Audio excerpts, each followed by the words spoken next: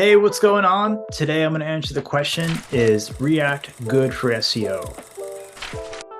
I've been doing SEO for around 10 years, a lot of different projects, everything from strategic to technical. React is good for a lot of things, and unfortunately, one of those things is not search engine optimization, or at least that's my experience thus far. And I'm going to tell you why. I've had a lot of experience with these different frameworks over the past 4 years or so. I've been working with JavaScript quite a bit, and I'm going to share with you a few fun stories.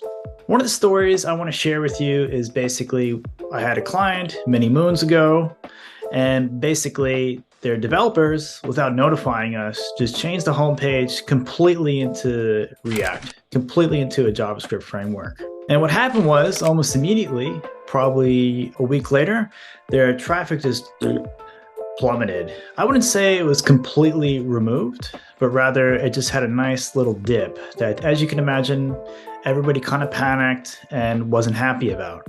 Once we identified the problem, we realized, oh man, everything was changed to React. Here's what you got to do to make everything better. Around 2 or 3 weeks later, the traffic increased once again. In fact, in this particular case, Google is pretty forgiving and the traffic went back to where it was before. In fact, if we look at the Google Docs, you can see that Google has basically changed their tune. If we look at over here, they basically said previously, hey, no problem, client-side rendering is great. But then not too long ago, they added this big giant red thing that says basically, oops, sorry about that. Please change it to these ones.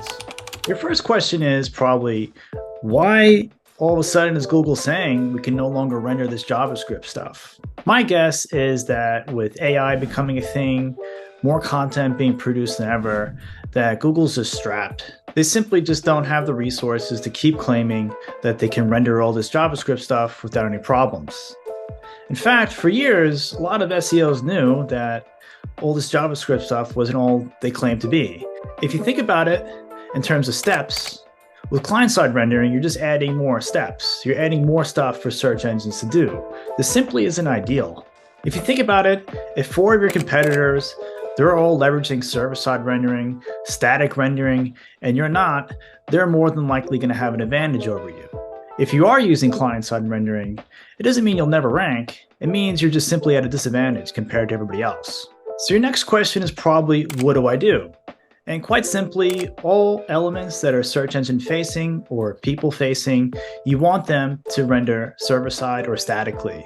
So that would include, say, your H1s, all your heading tags, any content, anything that you want a search engine to read, just make sure it renders server-side or static. Either one's fine. Another common question I get is like, hey, we really want to use this JavaScript stuff or our application's already built, what do we do? My next recommendation is generally you should investigate isomorphic React, which would be, there's a ton of frameworks now. Some of the ones I would look at would be Next.js, Gatsby, Remix, I heard pretty good things. And that's probably where I would start, quite frankly. If you found this information useful, go ahead and give All My Crawl a Google.